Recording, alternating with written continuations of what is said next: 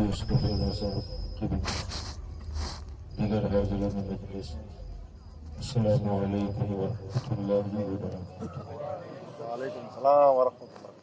ان اللہ وملائکتہ یصلون علی النبی یا ایھا الذین آمنوا صلوا علیہ وسلموا تسلیما۔ اللهم صل على سيدنا مولانا محمد وسلم صلاة وسلام عليك يا سيدي یا مولاي یا رسول اللہ صلی اللہ علیہ وسلم۔ حضرات گرامی، 7-3 اللہ تعالیٰ کا لاکھ لاکھ احسان اور اس کا کرم ہے کہ آج ہم اور آپ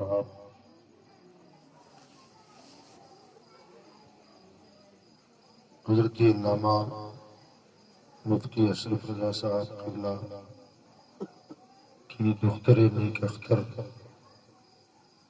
کی شادی کی تقریبات میں سے ایک تقریب شرکت کر رہے ہیں،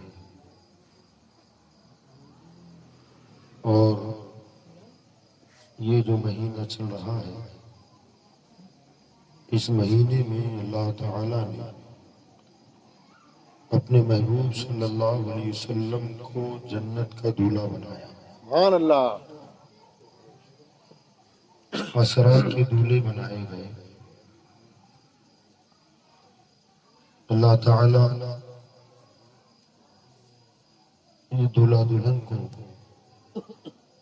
شب اسرا کے دولہا کا صدقہ اور ان کے نام کی خیرات عطا فرمائے۔ آمین۔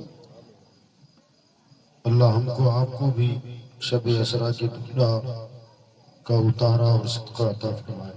آمین۔ شادی کے حوالے سے چند باتیں تو حضرت نے بتائی تھی، میں صرف 10-15 منٹ زیادہ سے زیادہ کچھ بات عرض کر دوں جو تلاوت کی ہے میں۔ سبحان الذی اسرا، پاک ہے وہ ذات جس نے سیر کرائی اپنے محبوب صلی اللہ علیہ وسلم کو۔ ہم اور آپ جانتے ہیں کہ شب معراج میں اللہ تبارک و تعالی نے اپنے محبوب صلی اللہ علیہ وسلم کو اس زمین سے آسمانوں پر، آسمانوں سے عرش پر، اور عرش سے پھر لامکان میں بلایا، اور ہمارے آقا صلی اللہ علیہ وسلم نے اپنے ماتھے کی آنکھوں سے ہمارے رب کا دیدار کیا۔ سبحان اللہ۔ یہ ہمارا عقیدہ ہے۔ پوری کائنات میں اس سر کی آنکھوں کے ساتھ ذات خدا کو اگر کسی نے دیکھا ہے تو آمنہ کے لال ہے۔ اعلیٰ حضرت فرماتے ہیں کس کو دیکھا، واہ یہ واہ موسیٰ سے پوچھے کوئی، واہ واہ۔ کس کو دیکھا یہ موسیٰ سے پوچھے کوئی، آنکھ والوں کی ہمت پہ لاکھوں سلام۔ وہ آنکھ والی ذات ہمارے آقا کی ہے جس نے ذات خدا کو دیکھا، اور اس شان کے ساتھ دیکھا کہ جس نے جلوہ دکھایا اس نے خود گواہی دی، ما زاغ البصر وما طغى۔ میرے حبیب نے مجھے ایسے دیکھا کہ ان کی آنکھوں میں کجی بھی نہیں آئی، انہوں نے پلکیں بھی نہیں جھپکائی، اتنے غور سے دیکھا۔ یہ صرف شان مصطفیٰ ہے۔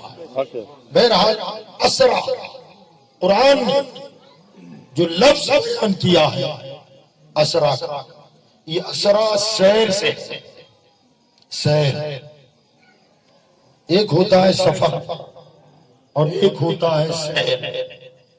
یہاں سے آپ دلی جائیں اسے سیر نہیں کہتے، اسے سفر کہتے ہیں۔ یہاں سے آپ بمبئی جائیں وہ سیر نہیں ہے، سفر ہے۔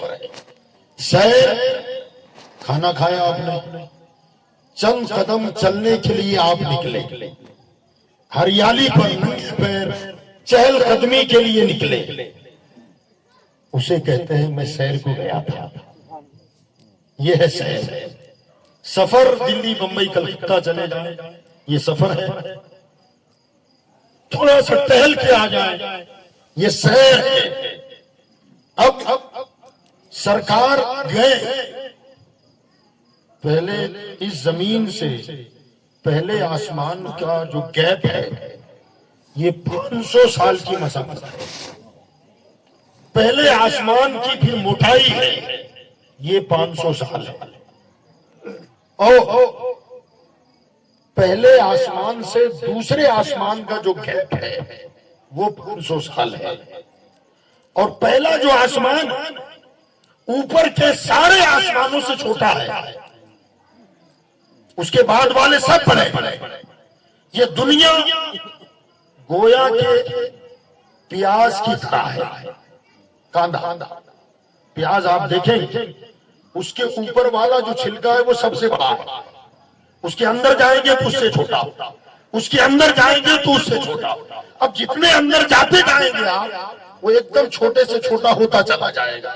سب سے اندر والا حصہ اور چھلکا جو ہے وہ بالکل سب سے چھوٹا ہے، اور ہم بالکل بیچوں بیچ میں ہیں. 7 زمین نیچے ہے، 7 آسمان اوپر ہے، اور ہم بیچ کے حصے میں ہیں. تو ظاہر بات ہے جو 7واں آسمان ہے یہ ساری کی ساری زمین اور آسمان کو گھیرے ہوئے ہے. یہ زمین آسمان کو گھیرے ہوئے ہے، اور اس کے اوپر ہے عرش، اور عرش کے قریب ہے جنت. اور جنت کتنی بڑی ہے؟ حضور صلی اللہ علیہ وسلم نے حدیث میں فرمایا کہ لوگوں تم جانتے ہو کہ جنت کتنی بڑی ہے؟ صحابہ نے کہا رسول اللہ، اللہ اور اس کا رسول بہتر جانتے ہیں. آقا نے فرمایا کہ پوری کائنات کو، پوری دنیا اٹھا کر اگر جنت میں رکھ دیا جائے تو ایسا لگے گا جیسے کسی بڑے میدان میں چند کوڑیاں پڑی ہیں.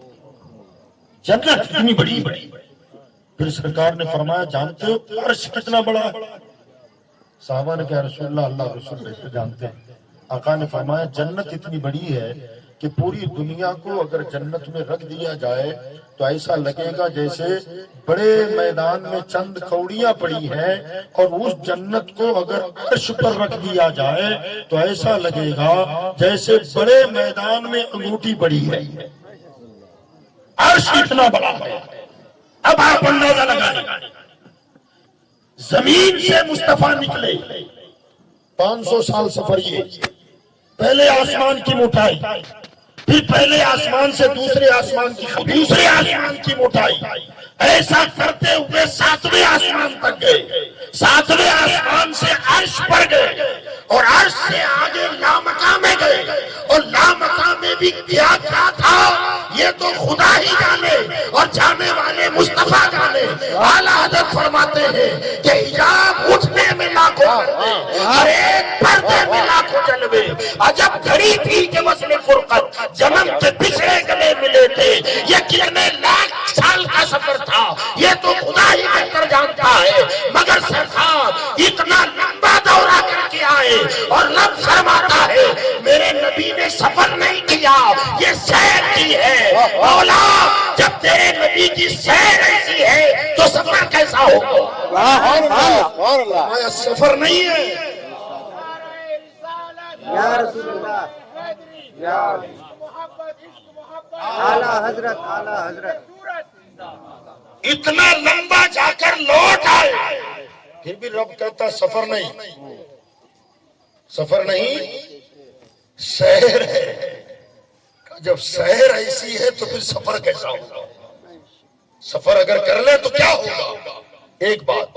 دوسری بات، اتنا فاصلہ طے کیا، اور اتنا فاصلہ طے کرنے کے باوجود دیر کتنی؟ بستر بھی رہا گرم اور زنجیر رہی تھی. ایک پل میں سرے عرش گئے محمد صلی اللہ علیہ وسلم. اتنی تیز رفتاری، اور یہ جو تیز رفتاری ہے اتنے جلدی آئے کہ آدمی اس ٹھنڈے بستر پر اگر سو جائے تو آدمی کی بدن کی گرمی سے بستر گرم ہو جاتا ہے. اور آپ جب اٹھیں گے آدھا گھنٹہ ادھر ادھر ٹہلیں گے تو جس جگہ کو گرم کیا تھا اب وہ جگہ گرم نہیں رہتی، ٹھنڈی ہو گئی. اب سرکار بستر سے اٹھ کر گئے اور جا کر کے رب کا دیدار کیا، جنت کی سیر کی، جہنم کا مشاہدہ کیا، اور خصا اللہ تعالی کی آیات کبریٰ بڑی بڑی نشانیاں، چھوٹی نشانیاں تو اولیاء انبیاء دیکھ لیتے ہیں، اگر رب نے وہاں بلا کر بھی چھوٹی ہی نشانی بتائی ہوگی تو بلانے کا کوئی مقصد نہیں ہے۔ یہ تو اور انبیاء کو بھی دکھایا اور ولیوں کو بھی دکھایا، مگر اپنے حبیب کو بلا کر جو فرمایا لِنُرِيَهُ مِنْ آیَاتِنَا، ہم اپنے محبوب کو اپنی نشانیاں دکھائیں۔ مولا اس نشانیوں سے مراد کیا؟ کہ یہ وہ نشانیاں ہیں جو آمنہ کے لال کے سوا کسی نے نہیں دیکھی، وہ نشانیاں دکھائی اور دکھا کر واپس آئے، اور جب واپس آئے تو بستر گرم تھا، جس دروازے کو بھیڑ کے گئے تھے اس کی زنجیر ہل رہی تھی، واپس بھی آ گئے، اور اتنی تیز رفتاری سے گئے، اس کو یاد رکھیں، ہم اور آپ سب جانتے ہیں کہ براق پر گئے، اس کی تیز رفتاری اتنی تھی کہ جہاں ہماری نظر کی انتہا ہو وہاں براق کا پہلا قدم پڑتا تھا۔ اب یہ جو تیزی ہے نا سفر کی، یہ براق کی تیزی ہے، حضور کی نہیں، نبوت کی تیزی نہیں ہے، یہ رفتار نبوت کی نہیں ہے، یہ براق کی رفتار ہے۔ اگر حضور اپنی رفتار سے جاتے نا تو پتہ ہی نہیں پھر تو کیا ہوتا، اور وہ کیسی رفتار ہوتی، براق کی رفتار سے ہزاروں گنا تیز نبوت کی رفتار ہوتی ہے۔ میں اس کو حدیث سے ثابت کروں، حضور صلی اللہ علیہ وسلم فرماتے ہیں جب معراج میں نکلے تو آقا فرماتے ہیں مررت بقبر موسیٰ، میں جناب موسیٰ کی قبر سے گزرا، رأیت یصلی فی قبرہ، تو میں نے دیکھا جناب موسیٰ اپنی قبر میں نماز پڑھ رہے ہیں۔ اب یہ یصلی ہمارے علماء بہتر جانتے ہیں، یہ سلو چاہے سواد لام واو یا سواد یا دونوں طرح سے بھی ہے، مگر سلو کے دو معنی، نماز بھی ہے اور ہمارے علماء جانتے ہیں ان اللہ و ملائکتہ یصلون علی النبی، بے شک اللہ اور اس کے فرشتے درود بھیجتے ہیں نبی پاک پر۔ تو سلو کا معنی نماز بھی ہے اور درود بھی ہے۔ شارحین حدیث نے اور ترجمہ کرنے والوں نے یہی ترجمہ کیا کہ حضور فرماتے ہیں کہ میں نے موسیٰ کو قبر میں دیکھا کہ وہ قبر میں نماز پڑھ رہے ہیں، یہ ترجمہ ہو گیا۔ مگر عاشقوں نے کہا نہ یار، وہ نماز کا کون سا ٹائم تھا؟ یہاں تو آمد مصطفیٰ ہو رہی ہے، کہا وہ صلاۃ کا ٹائم نہیں تھا، درود کا ٹائم تھا، وہ سلام کا ٹائم تھا، گویا وہ قبر میں نماز نہیں پڑھ رہے تھے، مصطفیٰ کی آمد پر سلام پڑھ رہے تھے، درود و سلام پڑھ رہے تھے۔ بہرحال اب یہ کہ آپ فرماتے ہیں میں نے دیکھا کہ جناب موسیٰ قبر میں نماز پڑھ رہے ہیں، یہ طے ہے۔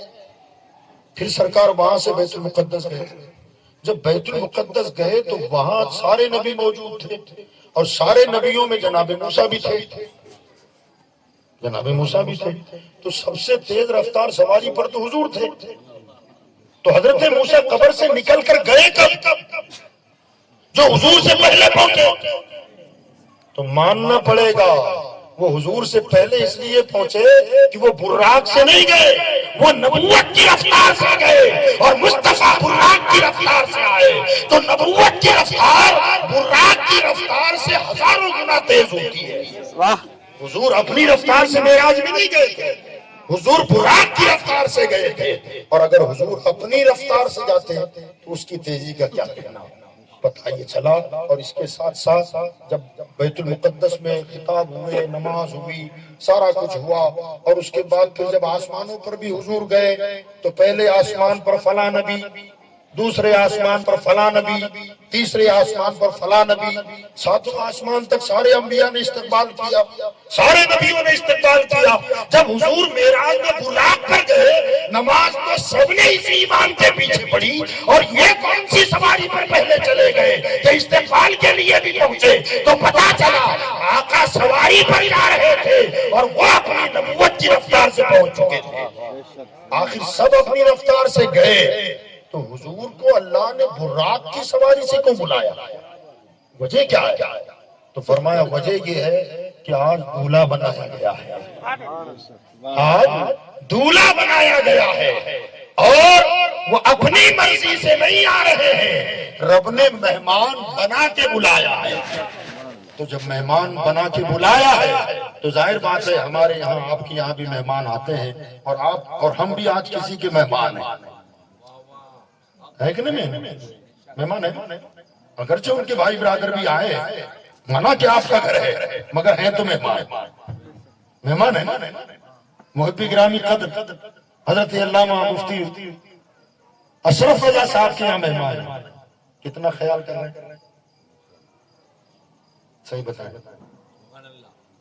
5 6 لڑکے دوڑ رہے ہیں، حضرت پانی، حضرت وضو کیا آپ نے، حضرت گدہ لگا دوں، میں چادر بچھی بغیر گدے پر بیٹھ گیا کہ حضور چادر بچھا دے، ذرا سوچے آپ، میزبان جس شان کا ہے اسی شان کے طریقے سے مہمان نوازی بھی کرتا ہے، اور پھر یہ تو ہم ہیں، کل اور پتہ نہیں کون شاندار مہمان آ جائے، کوئی اور بہتر مہمان آ جائے، کوئی شان والا مہمان آ جائے، تو پھر ان کی مہمان نوازی ان کے اعتبار سے، ہماری اپنے اعتبار سے، تو جس شان کا مہمان اور جس شان کا میزبان، کائنات میں نہ ایسا میزبان ہوگا نہ ایسا مہمان ہوگا۔ دنیا کے بڑے بڑے منتری ایک ملک سے دوسرے ملک میں جاتے ہیں تو آپ نے دیکھا ہوگا شاہی مہمان آ رہا ہے، کہ امریکہ کا صدر ہندوستان میں آ رہا ہے، اس کے لیے کروڑوں کا انتظام ہو جاتا ہے، اربوں خربوں اڑائے جاتے ہیں۔ اب ذرا سوچو کہ میزبان رب العالمین ہو اور مہمان رحمت للعالمین ہو تو پھر وہ میزبانی کیسی ہوگی؟ اور اسی بات کو اعلیٰ حضرت فرماتے ہیں کہ وہ سرور کشور رسالت جو عرش پر جلوگر ہوئے تھے، نئے نرالے طرف کے ساما عرب کے مہمان کے لیے تھے، نئے نرالے طرف کے ساما عرب کے مہمان کے لیے تھے۔ ہم آپ آج آئے، کل اور آئیں گے، مگر ہفتہ بھر پہلے سے گھر میں تیاری چل رہی ہو، یہ صاف کرو، یہ صاف کرو، ادھر لائٹ لگاؤ، ادھر پنکھا لگاؤ، ادھر کی گرد و غبار صاف کرو، یہاں جھالر لگا دو، یا یہ ایسا کر دو، ادھر پردے لگاؤ، ڈیکوریشن کیا جا رہا ہے۔ اعلیٰ حضرت فرماتے ہیں کہ یہ ان کی آمد کا دبدبا تھا، یہ ان کی آمد کا دبدبا تھا، نکھار ہر شے کا ہو رہا تھا۔ نجوم و افلاک یہ اپنی دیوار اور چھت صاف کر رہے ہیں، یہ لائٹ لگا رہے ہیں، لائٹ کی گرد و غبار صاف کر رہے ہیں، پنکھوں کا گرد و غبار صاف کروا رہے ہیں۔ اللہ نے مصطفیٰ کی آمد پر کیا صاف کرایا؟ فرماتے ہیں کہ یہ ان کی آمد کا دبدبا تھا کہ نکھار ہر شے کا ہو رہا تھا۔ نجوم و افلاک، نجوم ستاروں کو کہتے ہیں، افلاک فلک کی جمع، فلک کہتے ہیں آسمان کو، نجوم ستارے، افلاک آسمان، نجوم و افلاک جام مینا، جو حوض کوثر پر ہم جب جنت میں جائیں گے جس سے کوثر کا جام پلایا جائے گا، وہ جام، وہ مینا، وہ سرائیاں، وہ کٹورے، فرمایا نجوم و افلاک جام و مینا اجالتے تھے، کھنگالتے تھے، صاف کرو، جنت کا رنگ و روغن اور بہتر بنا دو، گلابوں کو اور کھلا دو، جنت میں اور رونق کر دو۔ آمنہ کا لال آ رہا ہے، میرا محبوب آ رہا ہے، میرا مصطفیٰ آ رہا ہے، مدینے کا تاجدار آ رہا ہے، نبیوں کا سردار آ رہا ہے، امام الانبیاء آ رہا ہے، اللہ اکبر۔ اور جب نکلے ہیں تو ہم اور آپ اچھی طرح جانتے ہیں کل شادی ہونے والی ہے، کل یہاں بارات آئے گی،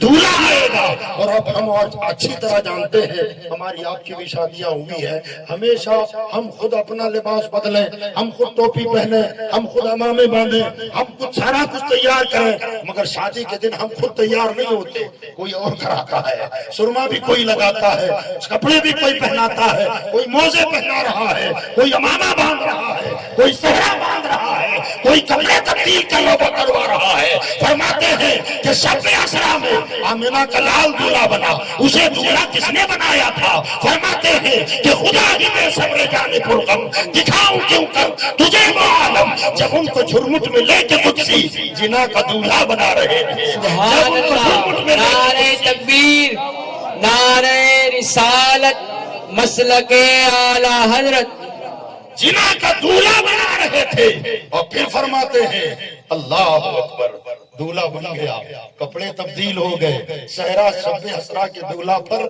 शफाअत का सहरा माथे पर सजा दिया गया। अब दूल्हा की सवारी निकलती है तो हम क्या करते हैं, दूल्हे का सदका उतारते नहीं उतारते हैं? सदका उतारो। अलग अलग रिवाज है, तरीके हैं अपने अपने। आपके यहाँ का क्या तरीका है मुझे मालूम नहीं है, मगर कई जी एक जगह मैंने देखा था, वो अंडे उतार करके दूल्हे के पैर के नीचे दबा देते हैं, कट से वो गए 10 रुपये। ये भी तमाशा होता है, माल जाए करना आराम है, माल ऐसा है। सदका उतार के अंडा ही ठीक है, अंडा कोई मना नहीं, सदका उतार के किसी गरीब को दे दो ना, वो खाएगा, दुआ लगेगी, सदका हो जाएगा। बहरहाल जब सदका उतरता है तो फिर ये भी देखा गया है, बहनें भी दुपट्टा फैला कर खड़ी हो जाती, कहीं फूफियां खड़ी हो जाती, झोलियां भर जाती है। आमिना के लाल के भी सर का सदका उतरा, उतारने के लिए मां नहीं थी, बाप नहीं था, मगर दूल्हा बना था आमिना का लाल। सदका उतर रहा है, सदका उतारने वाला खुदा है। हम उतारे तो नोटों से उतारे, अंडों और मुर्गों से उतारे। मौला बुलाने वाला तू नूर, जाने वाला भी मुस्तफा नूर। अब तूने जो सदका उतारा है, आखिर वो सदका क्या था? तो आला हज़रत फरमाते हैं कि उतार कर उनके रुख का सदका, ये नूर का बन रहा था बाड़ा। उतार कर उनके रुख का सदका, ये नूर का बन रहा था बाड़ा। कि चांद और सूरज मचल मचल कर जबी की खैरात मांगते थे। चांद और सूरज को भी सदका दिया जा रहा है, सितारे जगमगा रहे हैं। अल्लाह अकबर, मेरे मुस्तफा दूल्हा बने। अल्लाह ताला कल बनने वाले दूल्हा दुल्हन को उस दूल्हा का सदका अता फरमाए, उस दूल्हा के नाम की खैरात अता फरमाए, और वालिदैन के लिए इन दोनों बच्चों को उनकी आंखों और कलेजे की ठंडक बना दे। वाखिर दावाना अनिल हम्दुलिल्लाहि रब्बिल आलमीन।